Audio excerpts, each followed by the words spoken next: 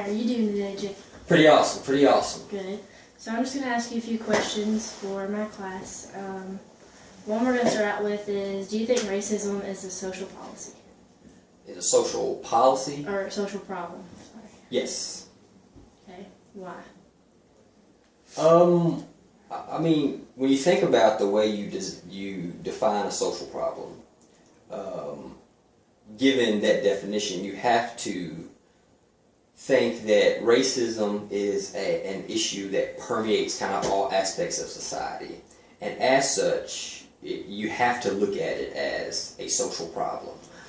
It impacts me as a person of color just like it impacts you, just like it impacts everyone. So whether you know it or not, whether you realize it or not, whether you're in a place of privilege and you don't have to think about it, it does impact you. And given that impact, we have to know that it's a social problem. Do you think there's targeted populations, like targeted groups? When you say targeted, I think that rules, policies, regulations impact different groups differently. And the idea of targeting is all about perception. If I feel targeted, then I'm targeted. So, you know, I guess it depends on who is answering that question. I definitely think different rules impact different groups more or less. You look at immigration.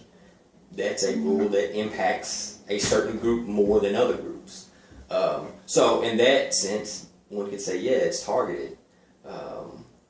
We look at, you know, you mentioned drug laws and stuff earlier.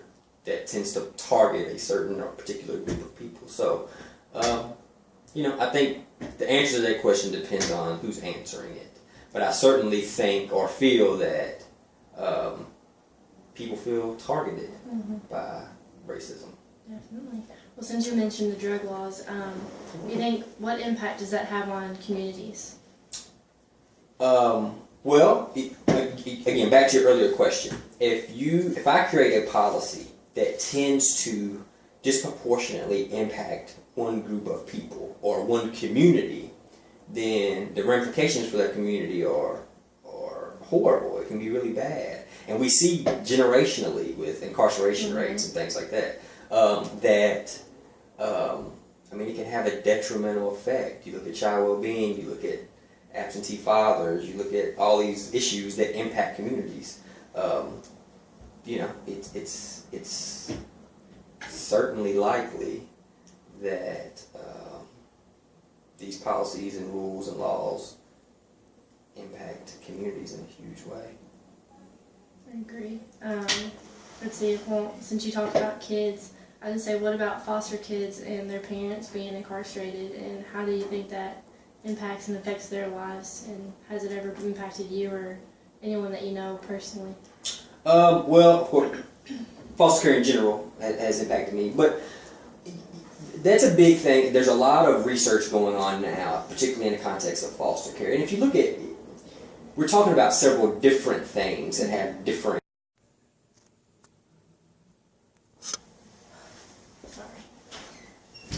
All right, so we were talking about the impact it has on foster kids and their parents being incarcerated. Yeah, okay, so there's a lot of new research. There hasn't been an area of research that's been explored a lot.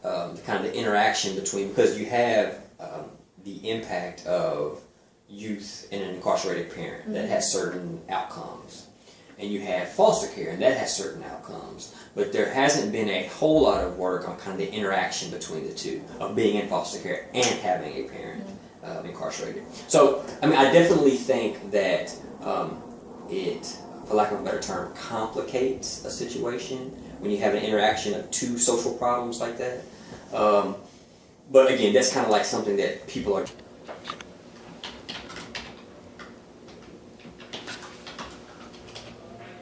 Okay.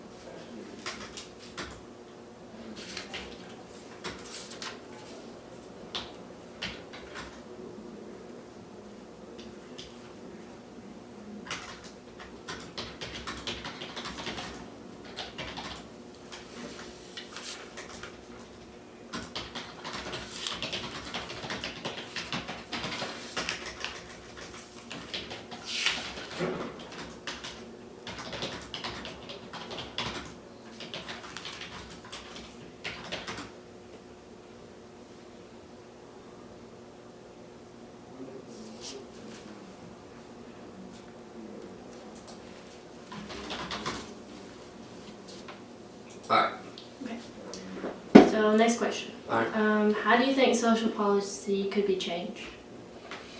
Any specific social policy or? More of the In general. drug-related social policies. Well, number one, people have to understand the policies. That's one of the things that, especially in the context of social work education, a lot of people kind of miss out on. But understanding not only existing policies, but how policies are made, how people go about writing policies, the negotiation in policies, the difference in terminology. What does shall mean in a policy or law in comparison to would or could in a policy or law? Those have very, very big implications. So first, one needs to understand the policy. Two, needs to understand how policies are made. Three, they need to be educated on the topic that they're talking about. There's almost nothing worse than policy advocates who don't understand the problem, which means that you have to go to research, you have to go to evaluation, you have to talk to people that are impacted by the policy to kind of understand the ramifications. And once you do all of those things, then you can kind of move to a place to where you're able to advocate for educated policy changes, knowledgeable policy changes.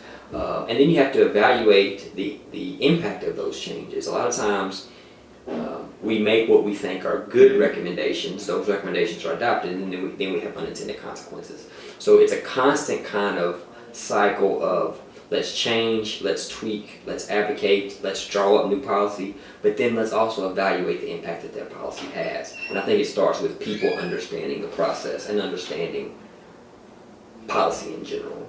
So that's the only way you're going to be able to change it. That sounds good. So thanks for letting me interview you. No problem. And I appreciate it. All right. Thank you. That's pretty easy. Yeah.